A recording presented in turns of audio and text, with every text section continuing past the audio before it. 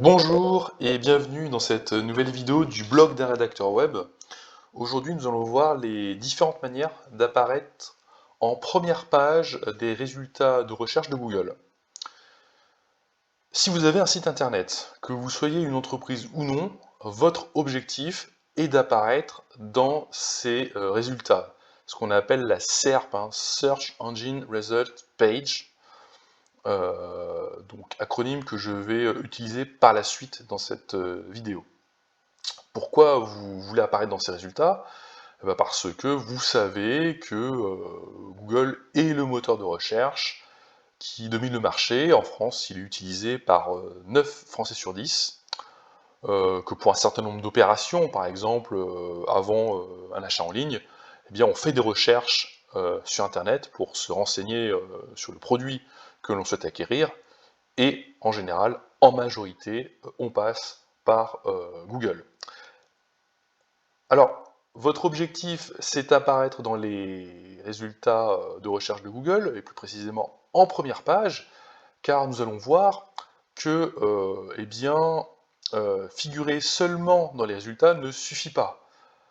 Une étude de Backlinko de 2019 montrait que lorsque votre site internet était en deuxième page, par exemple, des résultats de recherche de Google, ce qui est plutôt pas mal, a priori, au vu des milliards et des milliards de sites que l'on trouve sur le web, eh bien, si votre site web est en deuxième page, eh bien, le taux de clic est de 0,78%. Traduction, ça ne sert à rien d'être en deuxième page, personne n'ira sur votre site. Il faut donc figurer en première page, et si possible, donc en top position, ce qu'on appelle les 3 premières positions notamment.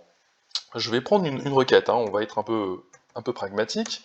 Si je tape vélo par exemple, donc c'est un exemple que j'aime bien, l'idéal, si vous vendez des vélos, eh bien c'est d'apparaître directement dans ces résultats-là, dans ces fiches produits. Nous allons voir tout à l'heure cet exemple.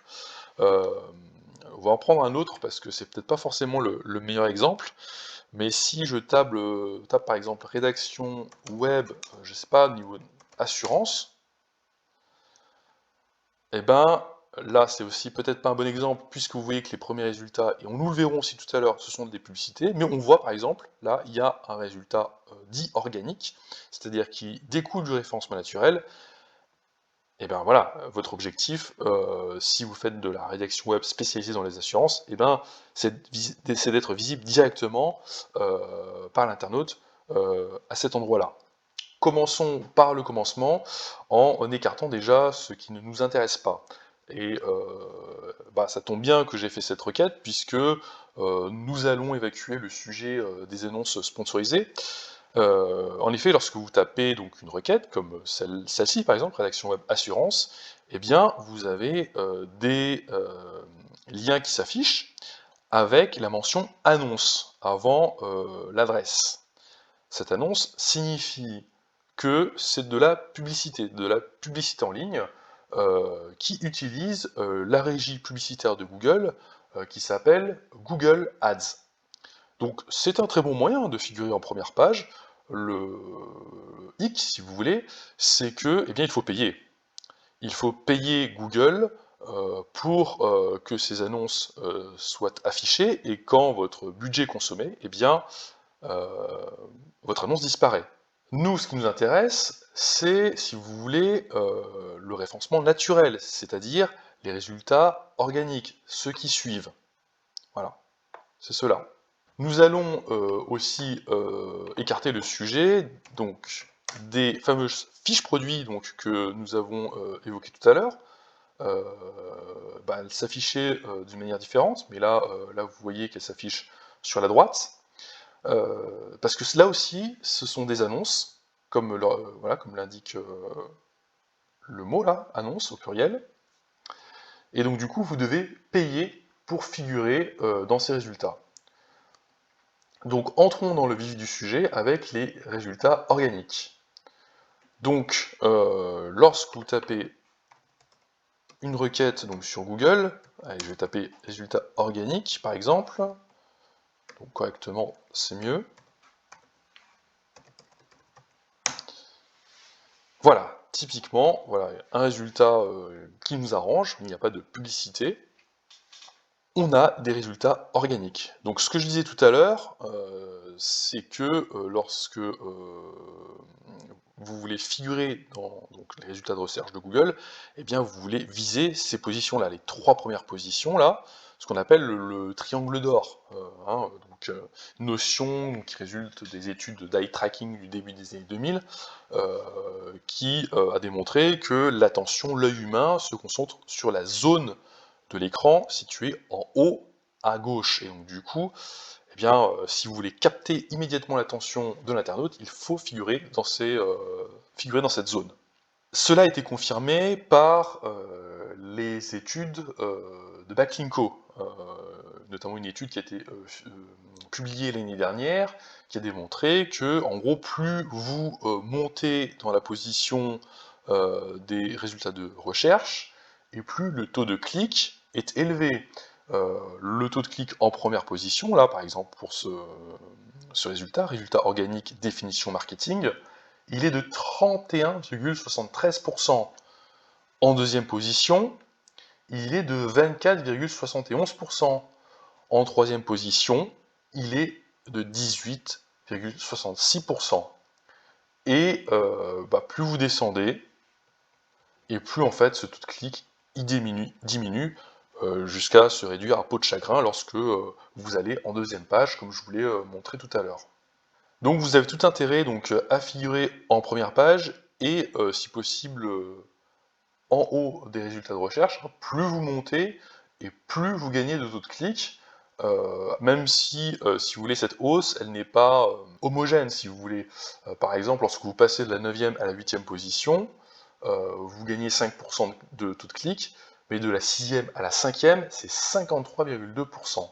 Pour apparaître en haut des résultats de recherche, eh bien, il n'y a pas de mystère, il faut écrire du contenu de qualité et avoir de bons liens retours.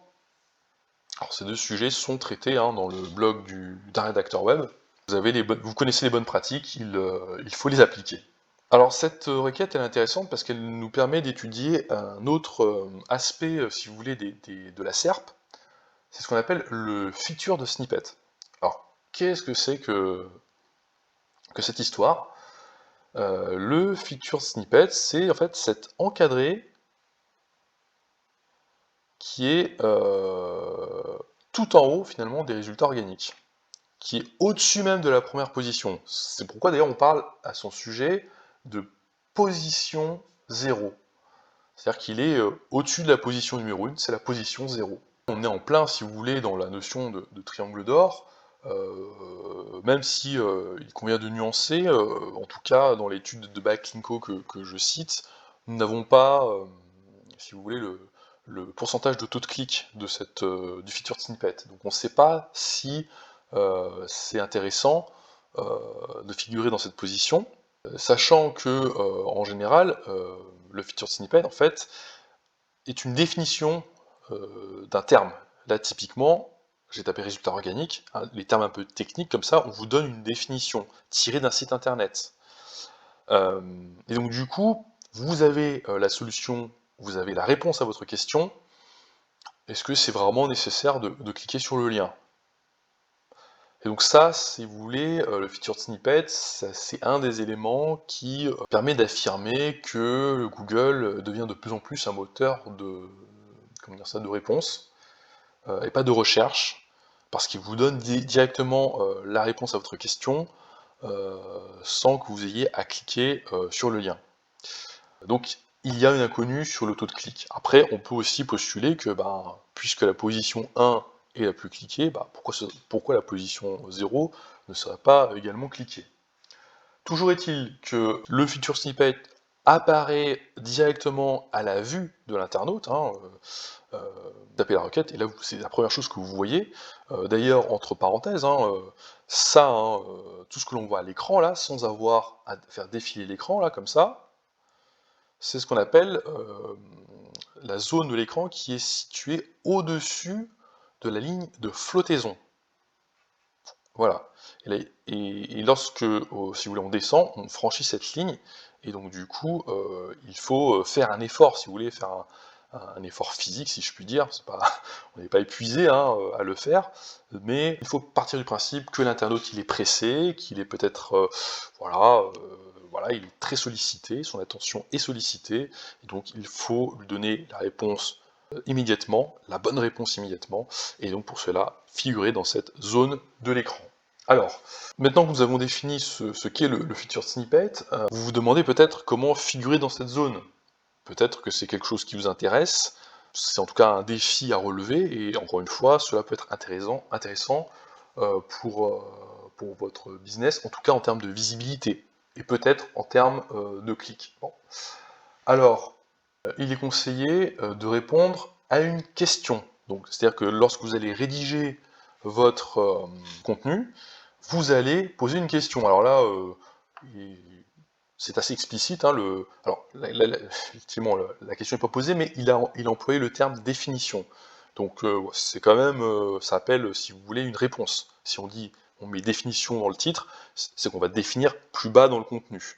Après, vous n'êtes pas obligé de reprendre cette structure, parce que là, très clairement, c'est le titre hein, de la page, voilà, résultat organique, définition SEO, donc c'est la balise titre de la page, mais vous n'êtes pas obligé de faire ça, vous pouvez tout à fait écrire un contenu, et puis poser la question, ou mettre définition dans le contenu en fait, mais il faut quand même que la question soit posée dans une balise, par exemple type H2, ou H3. Voilà. Ensuite, il faut donc rédiger une réponse, si possible de façon simple, en utilisant le verbe être, et là on voit que le verbe être est utilisé. Alors je sais, c'est pas forcément évident de faire comme ça, mais c'est en gros une contrainte hein, à respecter. Il faut être concis, donc là c'est tout à fait le cas, hein. Il y a deux phrases, voilà. Donc trois phrases au maximum. Il faut que le contenu au niveau de la forme soit au format du feature snippet, donc c'est un paragraphe, ce qui est le cas en l'espèce, mais sachez que eh bien, vous pouvez aussi utiliser une liste à puces, ou autre recommandation, il ne faut pas inclure de nom de marque dans votre paragraphe, dans votre contenu, et il ne faut pas parler à la première personne, donc que ce soit au singulier ou au pluriel. Nous allons maintenant nous intéresser donc à un autre type de résultat, que sont les people also ask, c'est-à-dire les autres questions posées en bon français. Donc nous allons par exemple taper la requête rédaction web. Ah bah c'est pas la bonne requête. Ou si, voilà, si c'est une bonne requête. Donc là j'ai tapé donc rédaction web. Donc vous avez évidemment des annonces qui s'affichent. En général, hein, vous avez un résultat organique, la position 1, qui s'affiche juste en dessous de la dernière annonce, et en dessous, vous avez les fameuses People Also Ask. Donc, qu'est-ce que c'est? En fait, ce sont les questions posées par les internautes en général au sujet de, comment dire ça, de la requête que vous avez tapée. Et donc là, en l'occurrence, vous avez tapé rédaction web, et bien, en général, les internautes posent des questions comme comment faire de la rédaction web. Donc là, on va cliquer sur le lien. Vous avez donc une réponse à cette question, mais cette réponse, eh bien, elle est tirée d'un site internet. Et là, on voit bien qu'elle est tirée du site rédacteur.com. Comment débuter en rédaction web? Allez, je clique. Et là, vous avez donc le site formation rédaction web. C'est une position qui est tout à fait intéressante, puisqu'on voit bien que bon, c'est pas un extrait mis en avant, donc comme le feature snippet, bien en haut, bien directement à la vue, si vous voulez, soumise à la vue de l'internaute. Là, bon, il a fallu scroller, hein, il a fallu faire défiler la page pour voir ces autres questions. Il n'empêche que c'est un encadré qui est à part, et donc du coup, bah, ça attire l'attention et ça correspond peut-être à une question que se pose l'internaute. Donc il est intéressant de figurer dans ce type de résultat. Pour optimiser vos chances d'apparaître dans des PPA, People Also Ask, PPA, il convient de répondre donc à une requête de l'internaute. Pour cela, donc, si vous connaissez votre business, ben, vous savez à peu près les questions que se posent vos prospects ou vos clients. Donc typiquement, vous allez donc ben voilà, rédiger un contenu, un peu comme pour le feature snippet finalement, avec une question posée et puis une réponse avec plus ou moins complète, avec enfin une question quand même qui se veut exhaustive, une réponse exhaustive, avec par exemple des listes à puces. Là, typiquement, vous voyez, là, un rédacteur a utilisé une liste à puces. Et pareil, là, pour formation rédaction web, très clairement, on a une liste, donc pas avec des puces, mais avec des chiffres. Si vous êtes donc en panne d'inspiration, ou si vous ne connaissez finalement pas très bien le sujet, vous débutez, alors vous sachez qu'il y a des outils pour vous aider. Par exemple, vous avez un site qui s'appelle Answer de Public.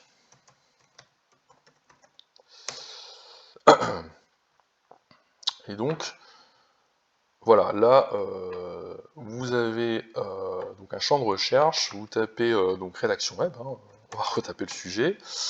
Définissez bien quand même le pays dans lequel s'applique la recherche, donc en l'occurrence la France, et définir la langue. Donc ici le français, vous cliquez sur le bouton Search, et donc le site va fournir, si vous voulez, les questions relatives au sujet. Pourquoi devenir rédacteur web? Pourquoi un rédacteur web? Qu'est-ce que la rédaction web? Voilà. Les questions en quoi, pourquoi, qu'est-ce, laquelle, quel, où, quel, qui, comment, etc. Voilà, donc ça c'est très intéressant hein, pour figurer donc en PPA. Bon, vous avez d'autres sites dans le genre, hein, par exemple vous avez un site qui s'appelle Asking Franklin. Alors celui-là j'aime bien le citer parce que j'ai fait sa connaissance récemment. Il me semble que c'est un site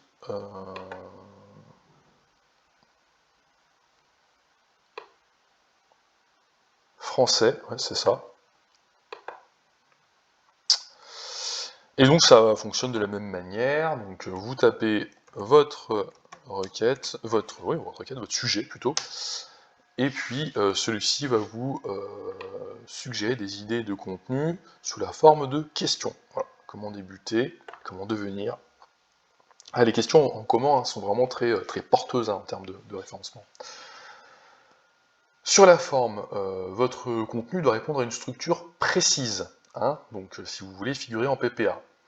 Donc il faut préférer les textes courts ou répondre à une question posée dans un paragraphe dédié. La question doit figurer dans une balise titre ou une balise H1, et il faut que la page, hein, dans son ensemble, corresponde aux mots-clés que l'on étudie.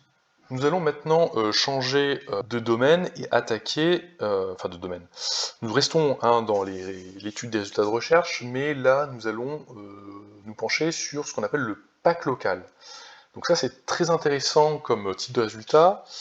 En gros, il s'agit ici de figurer dans des outils Google, évidemment Google Maps pour le nommer. Eux aussi, si vous voulez, peuvent s'afficher en première page des résultats de recherche. Alors, par exemple, je vais taper agence web Rennes. Au hasard, hein, honnêtement, je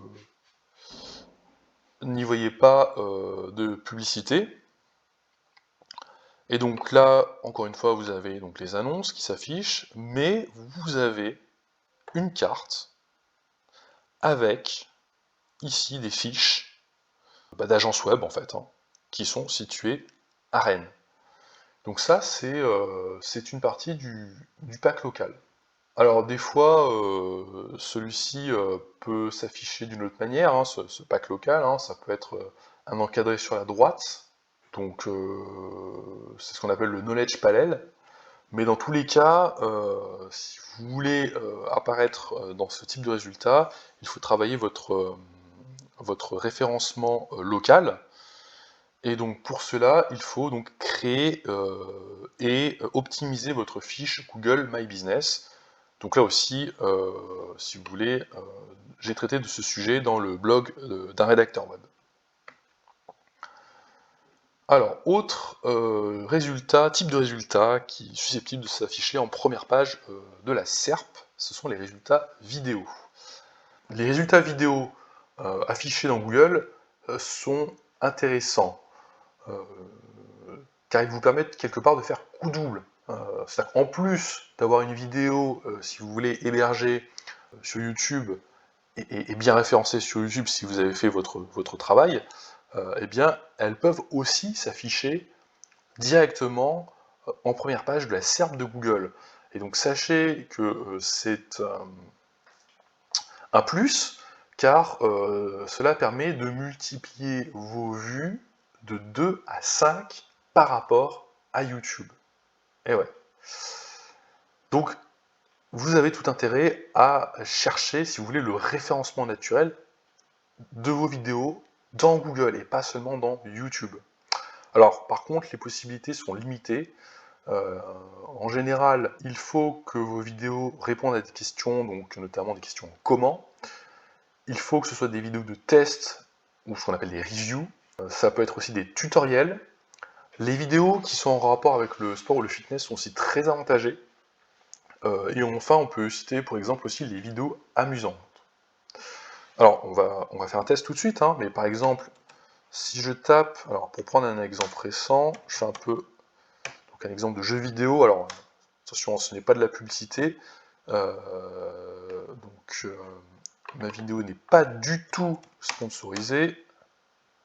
Voilà, si je tape test Returnal, alors là vous avez les résultats à la une, et parmi ces résultats à la une, vous avez des vidéos, hein.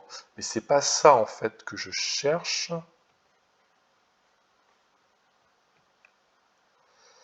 Ouais, parce que ça, c'est plutôt des résultats liés en fait à Google Actu. Donc qui sont aussi une manière de figurer, comme vous le voyez, hein, en première page des résultats de recherche de Google. Mais bon, c'est assez spécifique, c'est pour ça que je ne l'ai pas traité, mais typiquement, voilà. Alors là, je ne sais pas pourquoi il me l'affiche tout en bas, mais c'est ce dont je parlais, ce sont les liens vidéo, et qui sont donc sur YouTube, et qui s'affichent en première page des résultats de Google. J'aimerais quand même tester autre chose. J'ai pas d'exemple en tête. Attends, je vais tester un produit. Alors, je suis désolé pour les marques, hein, mais en général, ça marche bien sur... voilà. Alors là, pour le coup, les résultats sont un peu plus hauts. Là, vous voyez, hein, on est plus tout en bas, on est... voilà, c'est le troisième résultat, vous avez tout de suite les vidéos. Et donc là, vous avez les tests, donc des MacBooks en question. Alors là, c'est quand même très précis, vous avez carrément en fait le découpage de la vidéo, ce qui est assez fort. Voilà. Dernière chose, il est possible d'apparaître en première page des résultats de recherche de Google, mais sans passer par votre site. Je m'explique. Il est tout à fait possible de figurer dans des résultats, mais par l'intermédiaire d'un site tiers.